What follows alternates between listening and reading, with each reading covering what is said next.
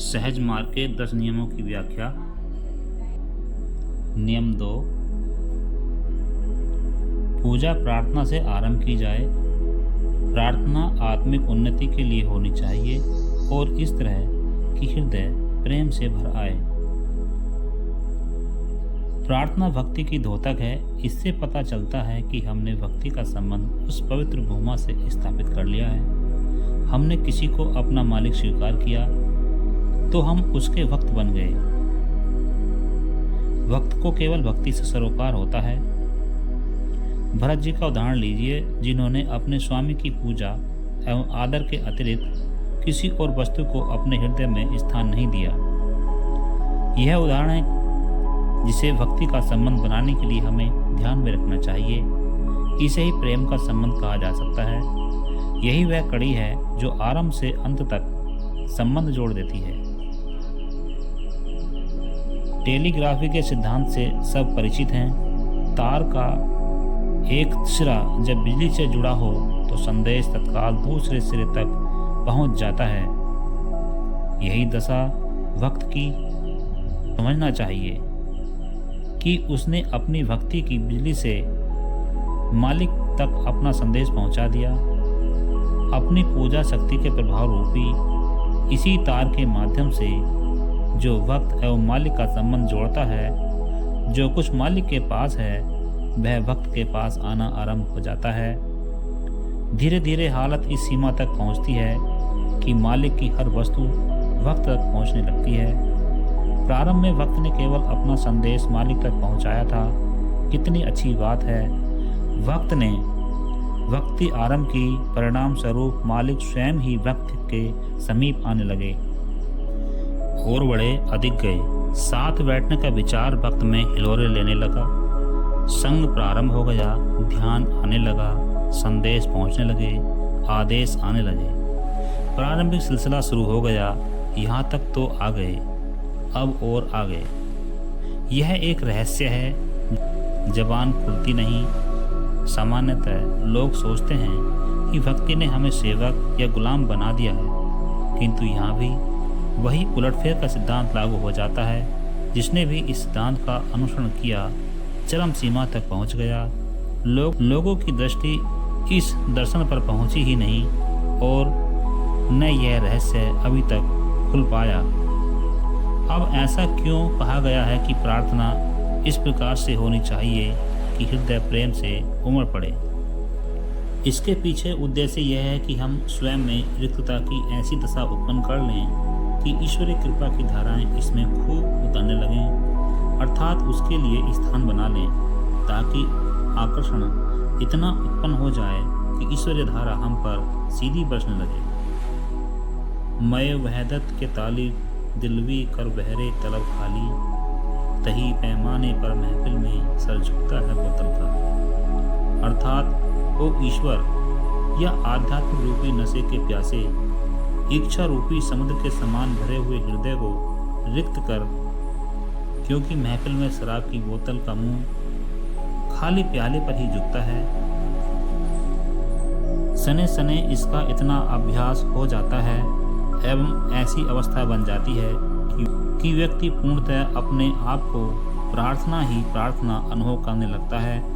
ऐसी हालत कब उत्पन्न होती है? जबकि अभ्यासी उपयुक्त अभ्यास पूर्ण कर चुका होता है एवं कृपालु शक्ति पूरी ताकत से हिलोरे लेने लगती है। जब यह हालत अपनी अंतिम सीमा पर पहुंच जाती है तब व्यक्ति प्रार्थना की अवस्था में रहने लगता है। संसार के सभी कार्य करते हुए भी उसकी हालत वही बनी रहती है। संसार का कोई कार्य उसके इस कार्य में बाधा नहीं पहुंचाता है। नमी गोयन की अज दुनिया जुदावास, वहरे कार्य की ख्वाही व खुदावास। अर्थात मैं यह नहीं कहता हूँ कि दुनिया से अलग रहो, लेकिन जो भी कार्य करो ईश्वर के समीप रहो।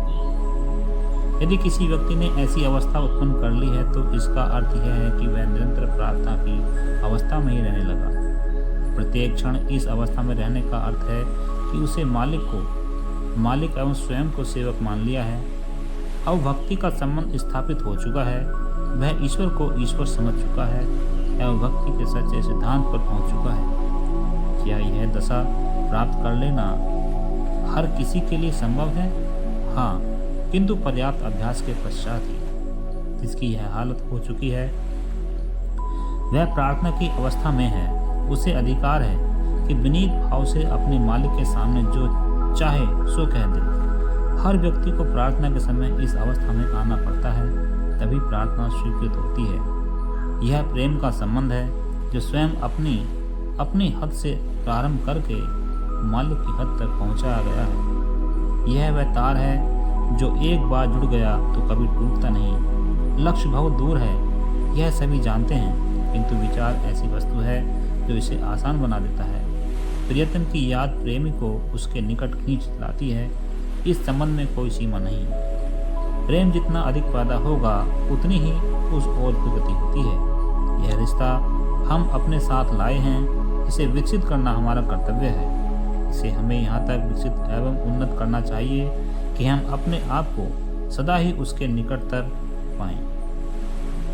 प्रार्थना की हालत भक्तों की होती है और भक्ति से ही उसमें मजबूती आती है। यह वह सीढ़ी है जो हमें परम तत्व पर पहुंचा देती है। ऐसी ही न जाने कितनी सीढ़ियां जुड़ जुड़कर हमें उस हद तक पहुंचाने में सहायक होती हैं। आध्यात्मिक उन्नति की सभी अवस्थाएं इसमें अंतर्निहित हैं। प्रार्थना के लिए कोई विशेष समय निश्चित नहीं है। जब भी तबीयत ऐसी बन जाए जैसा कि ऊपर कहा गया है, प्रार्थना प्रारंभ कर दें। यदि ऐसी अवस्था न बने तो बना लें। प्रार्थना सदा उस मालिक से करना चाहिए जो वास्तव में मालिक है एवं मालिक कहलाने योग्य है। दासों से प्रार्थना करना मैं उचित नहीं मानता, अर्थात उन शक्तियों से प्रार्थना करना सही नहीं है जिन्हें मानव के अधीन रखा गया है और जिन्हें मानव से ही शक्ति मिलती है। समय के प्रभाव से उनकी अवस्था असहाय सी हो गई है। केवल विशेष परिस्थितियों को छोड़कर मालिक ने सांसारिक लाभ के लिए प्रार्थना करना मेरी मूर्खता एवं नादानी है। हाँ, उस उद्देश्य के लिए मालिक से प्रार्थना करना उचित है जिसके लिए उसका अर्थात मालिक का आदेश हो चुका है। यह बात मानवीय शिष्टाचार के गुण के अंतर्गत है एवं इस बात का प्रमाण है कि हम उसको हृदय से अपना मालिक समझ रहे हैं और हमने अपने आप को उसके सहारे छोड़ दिया है। अब यह प्रश्न है कि औरों के लाभ के लिए प्रार्थना का कौन सा तरीका अपनाना चाहिए। उत्तर यह है कि उनको भी प्रार्थना की उसी स्थिति में ले आएं जो प्रार्थना के समय अपनी बनाई गई है। उनको यह स्पष्ट कर दिया जाए कि हम विनम्र सेवक एवं तुच्छ भिखारी हैं जो मालिक के दरबार में इसी हैसियत से आकृष्ट हो रहे हैं। उसे चाहिए कि जो कुछ भी हो मालिक के सामने सब रख दे एवं मालिक की इच्छा के अधीन हो जाए, अर्थात अपना सब कुछ मालिक के सुपुर्द कर दे एवं अपनी अवस्था शुद्धतम बना ले, सब ओर से सिमट कर केवल मालिक की ओर मुड़ जाए। इस प्रकार की संसार अंधकार में लगने लगे, सबकी याद केवल उसी एक की याद में मिल जाए एवं रोम रोम या कण कण में उसी की याद शेष रह जाए। इसे पूर्णतया मिट जाने की अवस्था कहते हैं। यदि यह हालत मानव अपने में उत्पन्न कर ले तो मैं समझता हूँ कि उसे सरापा अर्थात सिर से पैर तक प्रार्थना समझना चाहिए। ऐसे व्यक्ति का हर विचार वैसा ही होगा जैसी मालिक की इच्छा है। वह कभी उस ओर प्रवृत्त नहीं होगा जो ईश्वरीय इच्छा के खिलाफ है। वह वही चाहेगा जो मालिक का आदेश होगा। ऐसी प्रार्थना करने के लिए लोगों को तैयार रहना चाहिए।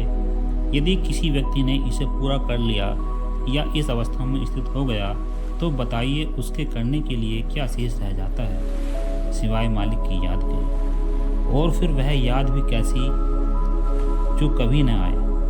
महान से महान लोग भी इस अवस्था की प्राप्ति के लिए तरसते हुए ही चले गए, किंतु इसका किनारा या छोर न मिला। इच्छा ही रह गई। क्या यह कोई साधारण अवस्था है? उस दशा में वहाँ क्या है? यदि सुनोगे तो महान आश्चर्य में पड़ोगे।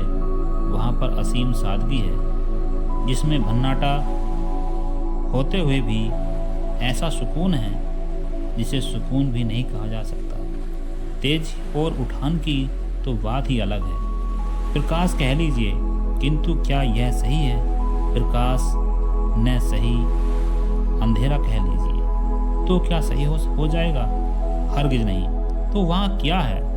वहाँ पर वह अवस्था है जिसे संभवतः कोई पसंद न करे। वह क्या हो सकती है जहाँ पर हर वस्तु समाप्त हो जाती है? उस स्थान पर पहुँचना है जो सबका स्रोत एवं वास्तविकता है। वास्तविकता तो यही है, यहीं पर सब स्तर समाप्त हो जाते हैं। इसके आगे मैं क्या कहूँ? ईश्वर वह समय लाए कि आप सब इकट्ठ हो जाएं, तथास्तु। सृष्टि के प्रारंभ के पूर्व खामोशी ही खामोशी थी। वह वस्तु जब नीचे उतरी तो अपनी असलियत या जौहर साथ लाई। दोनों की हालत लगभग एक ही थी। उस पर परत दर परत चढ़ती गई और इसे करने वाले आप ही थे। नदी की लहरों ने एक समुद्र रच डाला। बहुत सी बूंदें मिलकर नदी बन गईं। वास्तविकता क्या थी? वही बिंदु, मूल तत्व या असल जो साथ आया। नदी का आधार या स्रोत क्या था? पानी की कुछ बूंदें जो झरने से गिरी और नदी बह पड़ी। अर्थ क्या था? इसका तात्पर्य यह था कि उन बूंदों में कुछ अनावश्यक बूंदें मिल गईं एवं वास्तविक बिंदु को छुपाकर मात्र उसकी नकली रूप ग्रहण करने लगीं, अर्थात उसको मोटा या ठोस बना दिया। यदि कोई व्यक्ति किसी वस्तु को देखे तो हमेशा उसका स्थूल रूप दृष्टि में आएगा। यदि निरंतर देखता रहे तो एक समय आएगा जब स्थूल रूप भी दृष्टि से ओझल होने लगेगा, मात्र उसका आकार शेष रह जाएगा। एवं यदि प्रयत्न किया जाए तो वह भी दृष्टि से ओझल होने लगेगा। और भी आगे यदि प्रयत्न करना चाहे तो वह वस्तु ही गायब हो जाएगी जिसने मिलकर उसको बड़ा बना दिया है। वह सब ओझल होने लगेगा। अंत में वही रह जाएगी जो वहाँ विद्यमान है। यह बात किस तरह संभव है? जब इतना अभ्यास किया जाए कि सिर्फ वास्तविक वस्तु जो हमें हिस्से में मिली है को दृष्टि में स्थिर रखते हुए हम प्रत्येक कार्य करें। वह दृष्टि जो हमने उस पर टिकाई है उसी को प्रार्थना का बिंदु समझें।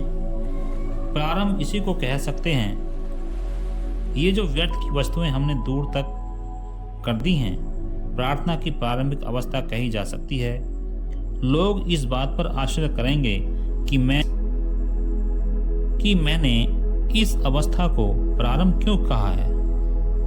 यह अवस्था चेतनता की है जिसे प्रारंभिक अवस्था कहा गया है। चेतनता हर हिस्से में मौजूद है, किंतु यह उच्च श्रेणी की चेतनता है।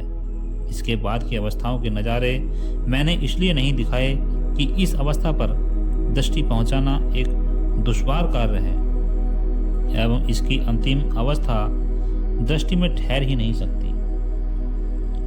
इस हालत में जाकर ऐक्यता की अनुभूति होती है। प्रार्थना इस अवस्था के बाद से की जाती है। ये 3 मंजिलें या स्तर हैं, या कहने के लिए 2.5 कह लीजिए, क्योंकि इसके बाद पता नहीं रहता, केवल 2.5 स्तर तक पता रहता है। इन्हें समझने के लिए प्रारंभ एवं अंत कह लीजिए। मध्य की अवस्था भी इसी में सम्मिलित है। सच माने में यह घर है जिसे मैंने प्रारंभ कहा है, जिसे प्रार्थना की प्रारंभिक अवस्था का नाम दिया गया है। लोगों के समझ में न आएगी। इसे इस तरह समझा जा सकता है कि जैसे एक बालक ए आ ई ई से पढ़ाई प्रारंभ करता है, किंतु इसका उद्देश्य यह होता है कि आगे चलकर इसके माध्यम से बड़ी बड़ी बातें समझने लगे एवं संभव है कि किसी वक्त वहाँ से प्रारंभ करे जहाँ से वास्तविक समस्या एवं कठिन बातें आरंभ होती हैं।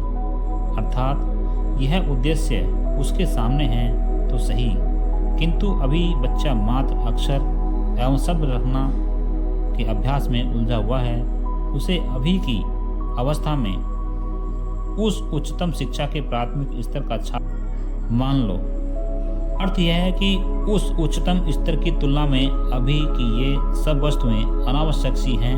यह प्राथमिक अवस्था सभी में मिलेगी। जब भी कभी कोई इसे प्रारंभ करेगा एवं यदि उसकी दृष्टि उस पर टिकेगी तो उसका प्रभाव उस स्थूल वस्तु पर दौड़ने लगेगा। सने सने उसकी हालत ऐसी हो जाएगी कि बस वही केंद्र बिंदु उसके सामने रहेगा एवं यही उसका ठहराव बन जाएगा। यह शुरू की मंजिल है। जब कोई साहस करके उस वस्तु या अवस्था पर पहुंच जाए तो उसे चाहिए कि उसको बढ़ाता जाए।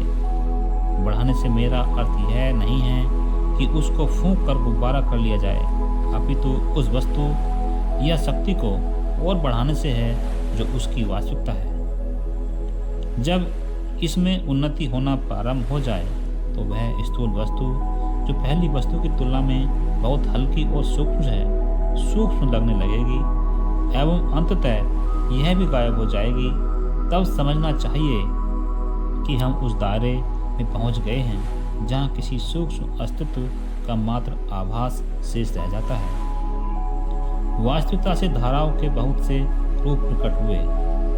ये सब वस्तुएं उतरी हुई थीं, अर्थात अपने स्रोत से आई थीं। ये सब व्यर्थ नहीं थीं, अपितु ये शक्तियां थीं जिन्होंने विभिन्न प्रकार से कार्य करना प्रारंभ कर दिया, और इन शक्तियों ने जहाँ पर जैसी जरूरत थी अपना असर दिखाया। ये सभी शक्तियाँ अपनी वास्तविकता से धारा के रूप में प्रकट हुईं एवं अपना अपना कार्य दिखाया। बच्चे की हालत सभी को पता है कि एक समय वह हिलडुल भी नहीं सकता था। वह आया, उठने, बैठने, बोलने एवं दौड़ने लगा, अर्थात जो वस्तुएं उसमें विद्यमान थीं प्रकट होने लगीं। मानव की पूरी क्रियाशीलता अंततः आ ही गई। उस वस्तु ने जो बच्चे में प्रारंभ में भर दी गई थी प्रकट होकर एक अलग सूरत अख्तियार कर ली। वास्तविकता क्या थी? वही एक बूंद जो हिस्से में आई। अब उसमें अनेक वस्तुएं जिन्हें हमने परत पर परत कहा है जुड़ती गईं। ऐसा कैसे हुआ? माँ की आदत एवं उसका असर, पिता के विचार एवं शिक्षा का तरीका, इसके पश्चात जो बातें उसमें दूसरों के असर से आईं, उत्पन्न हो गईं। इन सब ने अपना अपना असर प्रारंभ कर दिया एवं शीघ्र ही प्रभाव जमा दिए, और वे वस्तुएं जो इस तरह अस्तित्व में आईं उन्होंने भी अपना कार्य प्रारंभ कर दिया। आशा यह है कि कहाँ तक कहा जाए, एक के बाद एक दूसरे प्रभाव पड़ते ही गए। नौबत यहाँ तक आ पहुँची कि उसको इस अवस्था में ले आए कि उसको कतई खबर न रही कि वह कितनी विभिन्न प्रक्रियाओं से गुजर चुका है। ये सब प्रभाव जो व्यवहार में आए उन्होंने एक स्थूलता की अवस्था अपना ली। अब यह वस्तु या हालत हटाए नहीं हटती, अपने में इसको एक तरह कैद कर लिया या लपेट लिया कि इसको यह खबर भी न रही कि क्या हो गया। आगे और गुल खिला, उसने संसार देखा, जीविका उपार्जन का असर पड़ा, चाल ढाल का असर हुआ, कहने सुनने ने असर डाला, घटनाओं ने रंग जमाया, चिंताओं ने भी अधिकार जमाया। अब उसकी अवस्था और हो गई है। अब आगे सुनिए। ये बातें जो रंग के रूप में उसमें आ चुकी थीं, उन्होंने आसपास से अनुकूल सामग्री खींचना प्रारंभ कर दिया। उन पर और कलई चढ़ गई। फरमाइए क्या सूरत थी और क्या हो गई। मूल बूंद को ऐसा दबाया कि उसकी रंगत अब नजर ही नहीं पड़ती। केवल इतना ही नहीं, वह वस्तु जो पूरी तरह प्रवेश पा गई है और उसको आपने जितना मजबूत एवं बलवान बना दिया है एवं बनाते जा रहे हैं, उतना ही तेज उस पर अमल होता जा रहा है, और जितनी तेजी बढ़ती जाती है उतना ही अधिक असर आप प्राकृतिक शक्तियों से खींच रहे हैं। जैसे झरने की स्थिति नदी बनने के पहले थी कि कुछ बूंदें पहाड़ से आकर उसके पीछे जमा हो गई थीं और टपकती थीं। अब इसको कुछ बर्फ ने सहायता दी एवं कुछ पानी ने।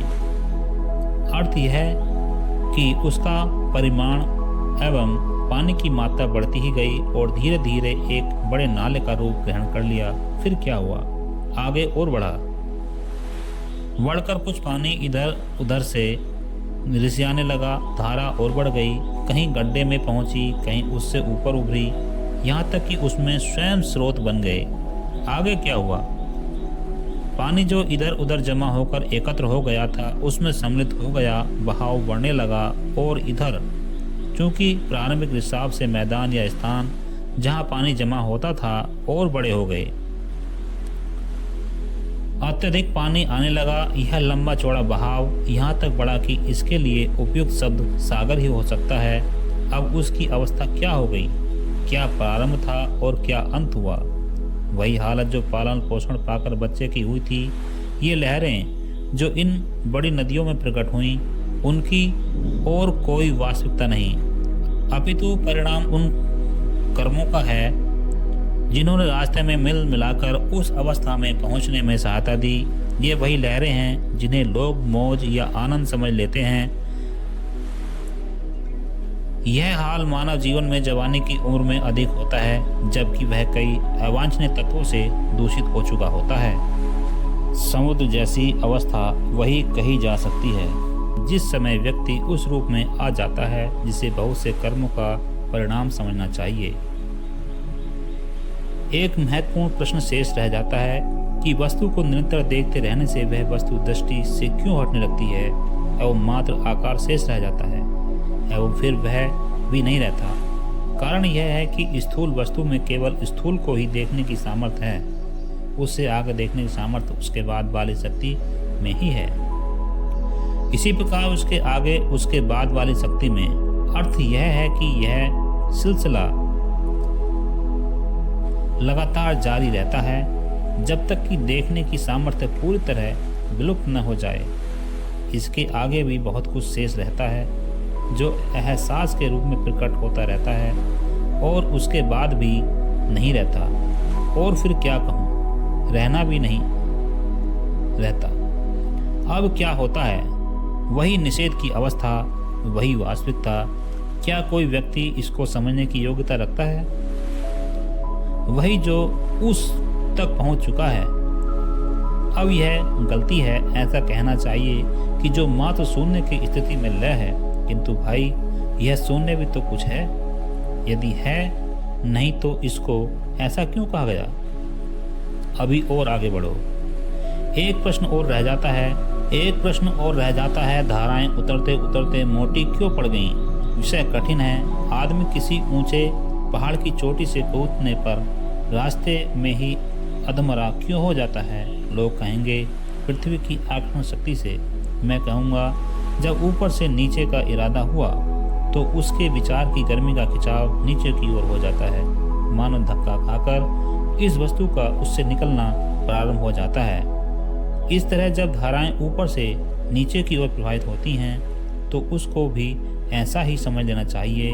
मोटी वस्तु से अर्थ ठोसता या स्थूलता से है, एवं ठोसता उस वस्तु में कही जाती है जिसमें जीवन न हो। अब लोग सवाल करेंगे कि भला प्रकृति की धारा और उसमें जीवन न हो, यह कैसे हो सकता है? उत्तर यह है कि हर वस्तु प्रकृति से आई है। वनस्पति जगत, प्राणी जगत एवं खनिज जगत सब उसी का रूप है, किंतु इन सब वस्तुओं में जीवन होना कहा जाता है, हरगिज नहीं। अगर कहा भी जाए तो जैसा कि कहा गया है वह एक सोया हुआ जीवन है। यही हाल उस वस्तु का समझ लो। मानव अपने कर्मों के द्वारा अपना संबंध उससे जोड़ लेता है एवं उसी से ऐक्य स्थापित कर लेता है। जब हमने यह सिद्धांत स्थापित कर दिया कि प्रार्थना आवश्यक वस्तु है, तो यह भी आवश्यक होता है कि प्रार्थना किन्हीं शब्दों में की जाए। अतः बहुत संक्षिप्त प्रार्थना जो निम्नलिखित है मैं अभ्यासियों द्वारा करना आवश्यक समझता हूँ। और भी कई तरीकों से प्रार्थना हो सकती है, किंतु मैं इस छोटी सी प्रार्थना को प्राथमिकता देता हूँ। हे नाथ, तू ही मनुष्य जीवन का वास्तविक ध्येय है। हम अपनी इच्छाओं के गुलाम हैं जो हमारी उन्नति में बाधक है। तू ही एकमात्र ईश्वर और शक्ति है जो हमें उस लक्ष्य तक ले चल सकता है। सृष्टि रचना के पूर्व हर स्थान पर खामोशी ही खामोशी थी। जब संसार वर्तमान रूप में प्रकट हुआ तो वह केंद्रीय बिंदु लोगों के हृदय में पूरे तौर पर प्रविष्ट हो गया। उस बिंदु ने जो उस सर्वोच्च का अंश था, यह आवश्यक बना दिया कि हम अपने वास्तविक स्रोत की ओर मुड़ें। प्रार्थना में हम यही करते हैं, उसी केंद्र बिंदु पर पहुंचने का प्रयत्न करते हैं। यह कब संभव है? सिर्फ उस समय जब हम अपनी वही हालत बना लेते हैं। ऐसी हालत बनाने के लिए अभ्यास की आवश्यकता है ताकि हम अपनी पहुंच वास्तविक दशा तक कर लें। इसे प्राप्त करने का तरीका यह है कि हम पूर्ण रूप से अपने आप को प्रकृति की इच्छा सीधी सादी एवं शांत है पर छोड़ दें। बाह्य दृष्टि से यह अत्यंत कठिन लगता है, किंतु वास्तव में ऐसा नहीं है। किन के लिए? मात्र उनके लिए जो उसमें प्रवेश पाना चाहते हैं। जब कोई व्यक्ति अपने अंदर यह भाव उत्पन्न कर लेता है तो वह प्रार्थना की हालत में, यह हालत प्रत्येक उस व्यक्ति की हो सकती है जिसको इसकी तलाश है। जो व्यक्ति एक क्षण के लिए भी इस अवस्था पर पहुंच जाता है तो उसकी प्रार्थना स्वीकृत होती है। इसके लिए प्रतिदिन अभ्यास की आवश्यकता है।